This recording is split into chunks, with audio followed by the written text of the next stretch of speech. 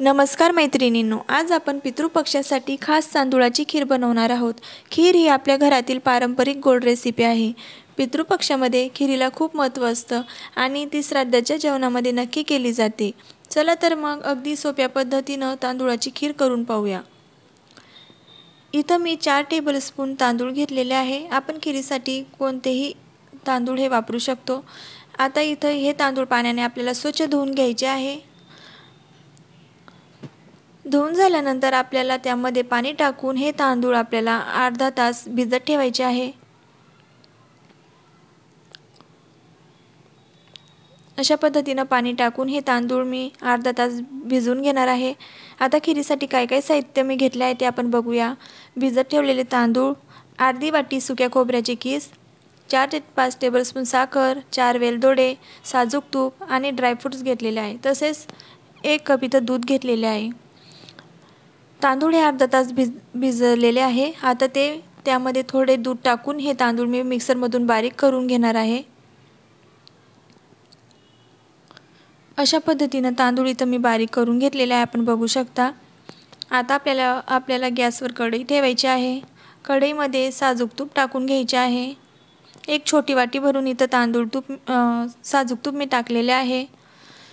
त्यामध्ये ड्रायफ्रूट्स कुटून आपल्याला टाकून घ्यायचे आहे। तसेच सुक्या खोबऱ्याची कीस टाकून घ्यायची आहे आणि हे सर्व पदार्थ आपल्याला लालसर रंग येईपर्यंत परतून घ्यायचे आहे।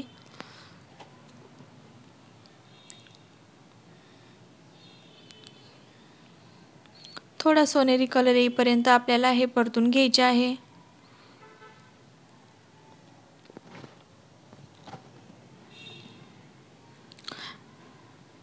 आपण बघू शकता सोनेरी कलर आलेला आहे। आता त्यामध्ये आपल्याला दूध टाकून घ्यायचे आहे।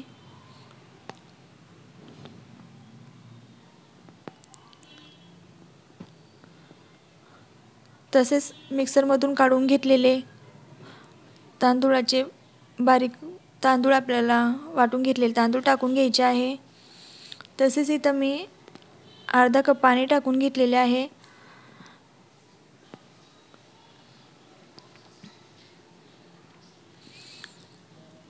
आता आपल्याला बारीक करून घेतलेले तांदूळ आणि दूध चांगल्या प्रकारे मिक्स करून घ्यायचे आहे। खीरीमध्ये मी 3 ते 4 टेबलस्पून साखर टाकून घेणार आहे। तसेच विलायचीची पूड टाकून घेणार आहे। विलायचीच्या पूडमुळे आपली खीर ही खायला फार स्वादिष्ट लागते। आता ही खीर आपल्याला चमच्याने अशा पद्धतीने खीरीला उकळी येईपर्यंत सतत हलवत ठेवायची आहे, जेणेकरून खीर ही खाली लागणार नाही। आता त्यामध्ये चवीनुसार मीठ टाकून घ्यायचे आहे। मिठाचा वापर आपल्याला खीरीमध्ये थोडा कमी करायचा आहे।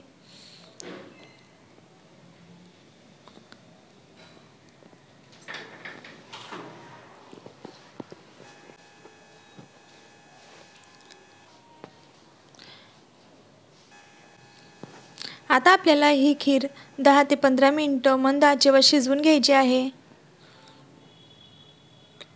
खीर ही जशा पद्धतीने शिजत जाते तशी ही खीर थोडी घट्ट होत जाते आणि आपली छान प्रकारे खीर ही बनून तयार होते। आपण बघू शकता खीर आपली ही थोडी घट्ट व्हायला लागलेली आहे।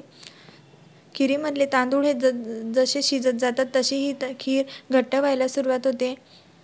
छान प्रकारे आपली खीर ही बनून तयार झालेली आहे। आपली पितृपक्ष स्पेशल तांदूळाची खीर अगदी तयार झालेली आहे। ही खीर तुम्ही नक्की करून पहा आणि तुम्हाला रेसिपी आवडली तर व्हिडिओला लाईक, शेअर आणि माझ्या चॅनलला सबस्क्राईब करायला विसरू नका। भेटूया अशाच छान छान रेसिपीमध्ये। धन्यवाद।